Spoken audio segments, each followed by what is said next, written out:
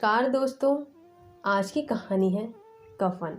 झोपड़े के द्वार पर बाप और बेटा दोनों एक बुझे हुए अलाव के सामने चुपचाप बैठे हुए हैं और अंदर बेटे की जवान बीवी बुधिया प्रसव वेदना से पछाड़ खा रही थी।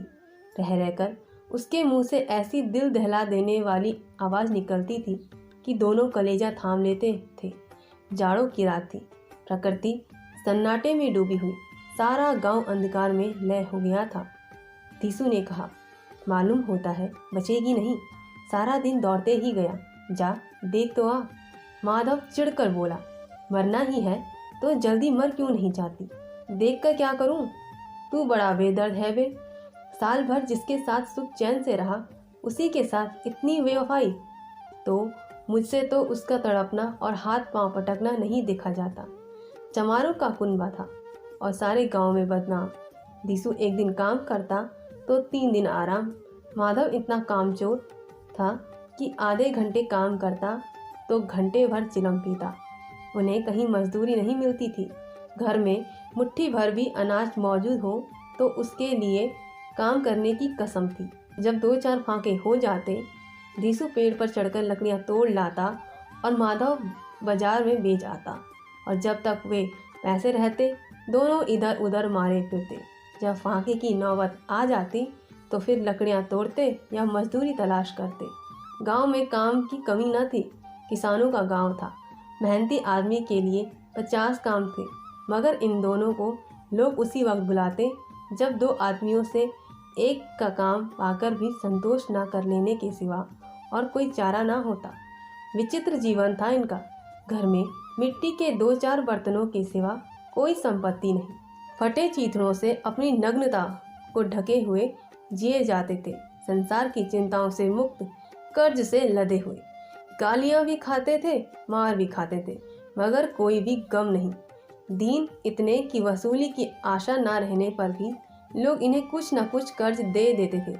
मटर आलू की फसल में दूसरों के खेतों से मटर या आलू उखाड़ लाते और भून भान कर खा लेते, या 10-5 ऊँस उखाड़ लाते और रात को चूसते।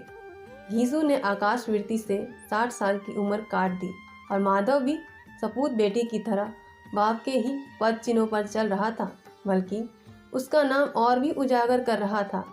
इस वक्त भी दोनों अलाव के सामने बैठकर आलू भून रहे थे, जो कि किसी के खेत से खोद लाए थे। दीसू की स्त्री का तो बहुत दिन हुए देहांत हो गया था। माधव का ब्याह पिछले साल हुआ था। जब से यह औरत लाई थी, उसने इस खानदान में व्यवस्था की नींव ढाली थी। पिसाई करके या घास छीलकर वह शेर भर आटे का इंतजाम कर लेती और इन दोनों बैगी रतों का दोष भरती रहती थी। जब से वह आई थी, ये दोनों और भी आलसी और आराम मतलब हो गए थे, बल्कि कुछ अकड़ने भी लगे थे। कोई कार्य करने को बुलाता तो निर्व्याज भाव से दुगनी मजदूरी मांगते। वही औरत आज प्रसव वेदना से मर रही थी। ये दोनों शायद इसी इंतजार में थे कि वह मर जाए तो आराम से सोए। धीसू ने आलू निकालकर छीलते हुए कहा, जाकर देख तो क्या दशा है उसकी। चुड़ैल का फिसाद होगा और क्या, यहाँ तो ओझा भी 1 रुपया मांगता है। माधव को भय था कि वह कोठरी में गया तो धीसू आलू का बड़ा भाग साफ कर देगा। बोला, मुझे वहाँ जाने में डर लगता है। डर किस बात का है, मैं तो यहाँ हूँ ही। तो तुम ही जाकर देखो ना। मेरी औरत जब मरी थी तो मैं 3 दिन तक उसके पास से हिला तक नहीं, और मुझसे लजाएगी नहीं। जिसका कभी मुंह नहीं देखा, आज उसका उधड़ा हुआ बदन देखूं, उसे तन की सुध भी तो ना होगी। मुझे देख लेगी तो खुलकर हाथ पांव भी ना पटक सकेगी। मैं सोचता हूँ कोई बाल बच्चा हो गया तो क्या होगा। सोंठ, गुड़, तोल कुछ भी तो नहीं है घर में। सब कुछ आ जाएगा, भगवान दे तो। जो लोग अभी 1 पैसा नहीं दे रहे हैं, वे ही कल बुलाकर देंगे। मेरे 9 लड़के हुए, घर में कभी कुछ ना था, मगर भगवान ने किसी तरह बेड़ा पार ही लगाया। जिस समाज में रात दिन मेहनत करने वालों की हालत उनकी हालत से बहुत कुछ अच्छी नहीं न थी, और किसानों के मुकाबले में वे लोग जो किसानों की दुर्बलताओं से लाभ उठाना जानते थे, कहीं ज़्यादा संपन्न थे। वह इस तरह की मनोवृत्ति का पैदा हो जाना कोई अचरज की बात न थी।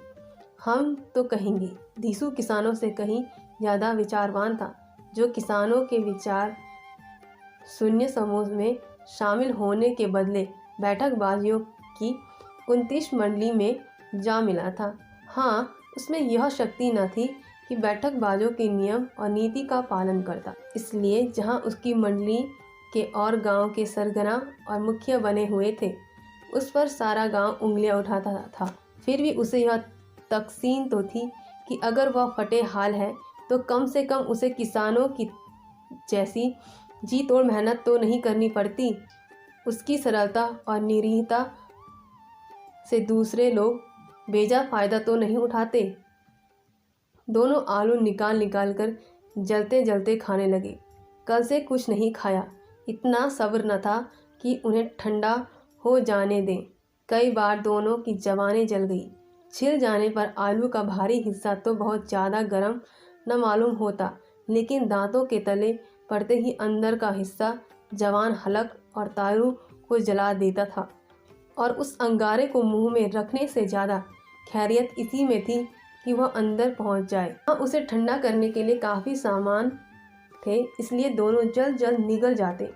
हालांकि इस कोशिश में उनकी आंखों से आंसू निकल आते। धीसू को उस वक्त ठाकुर की बारात याद आई, जिसमें 20 साल पहले वो गया था। उस दावत में उसे जो तृप्ति मिली थी, वह उसके जीवन में एक याद रखने लायक बात थी, और आज भी उसकी याद ताज़ा थी। बोला, वह भोज नहीं भूलता। तब से फिर उस तरह का खाना और पेट भर नहीं मिलता। लड़की वालों ने सबको भरपेट पूरियां खिलाई। सबको, छोटे बड़े सबने पूरियां खाई, और असली घी की चटनी, रायता, 3 तरह के सूखे साग, एक रस्सेदार तरकारी, दही, मिठाई। अब क्या बताऊं कि इस भोज में क्या स्वाद मिला। कोई रोक टोक नहीं थी। जो चीज़ मांगो वह जितना चाहो खाओ। लोगों ने ऐसा खाया किसी से पानी ना पिया गया। मगर परोसने वाले हैं कि पत्तल में गरम गरम गोल गोल सुवासित कचौरियाँ डाल देते हैं। मना करते हैं कि नहीं चाहिए। पत्तल पर हाथ रोके हुए हैं, मगर वे हैं कि दिए जाते हैं। और जब मुंह धो लिया तो पान इलायची भी मिली, मगर मुझे पान लेने की कहाँ सुध थी। खड़ा ना हुआ जाता था। चटपट जाकर अपने कंबल पर लेट गया। ऐसा दिल दरियाव था वह ठाकुर। माधव ने इन पदार्थों का मन ही मन मजा लेते हुए कहा, अब हमें कोई ऐसा भोज नहीं खिलाता। अब कोई क्या खिलाएगा। वह जमाना दूसरा था। अब तो सबको किफ़ायत सूझती है। शादी ब्याह में मत खर्च करो, क्रियाक्रम में मत खर्च करो। पूछो गरीबों का माल बटोर बटोर कर कहाँ रखेंगे। बटोरने में कमी नहीं है, हाँ खर्च में किफ़ायत सूझती है। तुमने 20 एक पूरियाँ खाई होंगी। 20 से ज़्यादा खाई थी। मैं 50 खा जाता। 50 से कम मैंने भी ना खाई होंगी। अच्छा पट्ठा था। तू तो मेरा आधा भी नहीं है।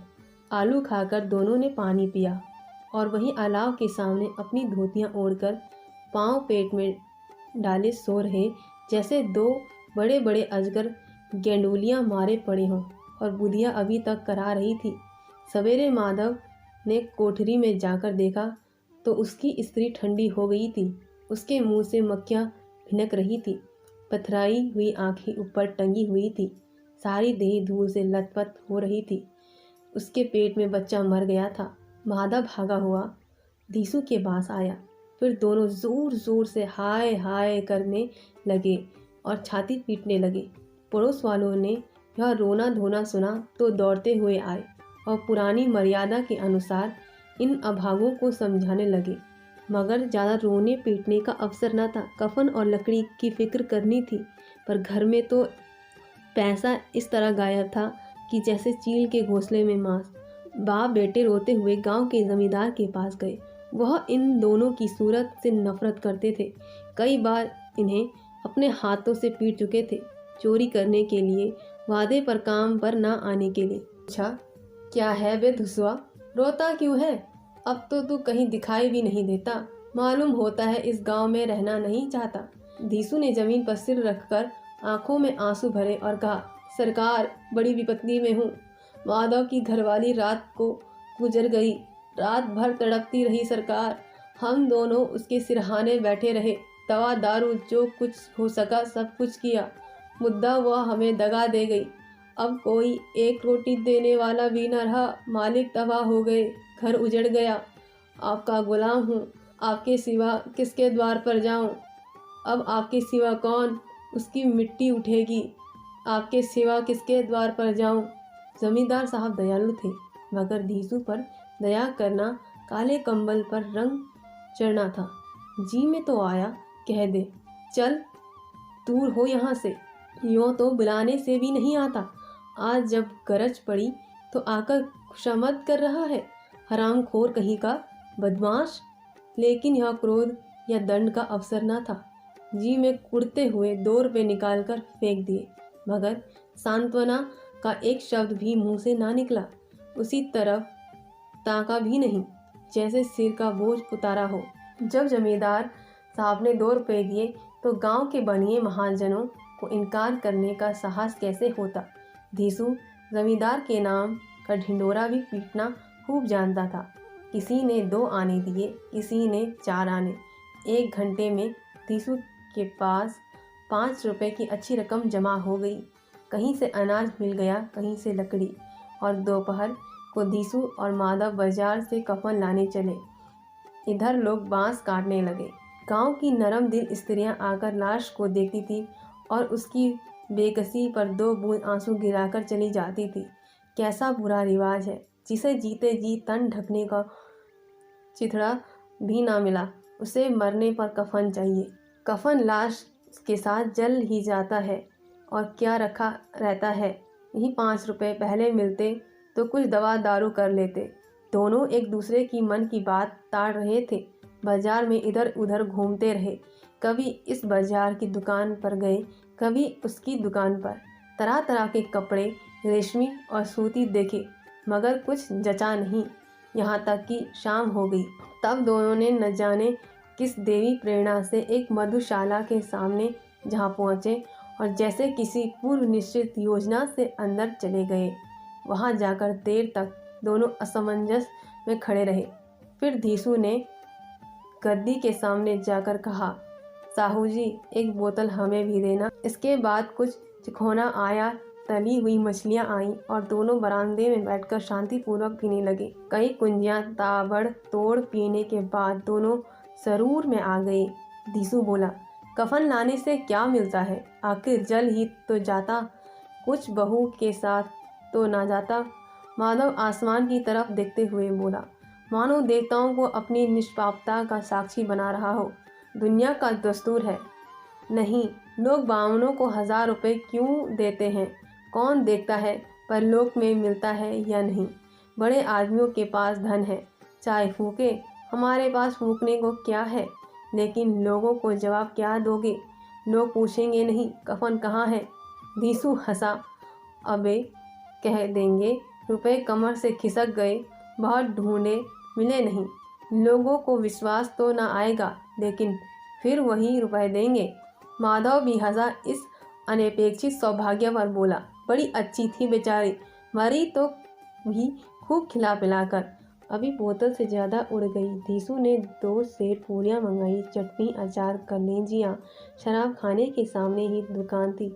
माधव लपक कर 2 पत्तलों में सारा सामान ले आया। पूरा 1.5 रुपया और खर्च हो गया। सिर्फ थोड़े से पैसे बचे रहे।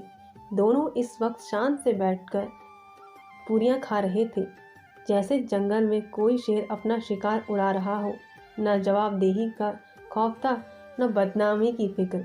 इन भावनाओं को उन्होंने बहुत पहले ही जीत लिया था। धीसू दार्शनिक भाव से बोला, हमारी आत्मा प्रसन्न हो रही है तो क्या उसने पुण्य ना होगा? माधव ने श्रद्धा से सिर झुकाकर तस्दीक दी, जरूर से जरूर होगा। भगवान तुम अंतर्यामी हो, उसे वैकुंठ ले जाना। हम दोनों हृदय से आशीर्वाद दे रहे हैं। आज जो भोजन मिला वह कभी उम्र भर ना मिला था। एक क्षण के बाद माधव के मन में एक शंका जागी। बोला, क्यों दादा, हम लोग भी तो एक न एक दिन वहाँ जाएंगे ही। धीसू ने इस भोले भाले सवाल का कुछ उत्तर ना दिया।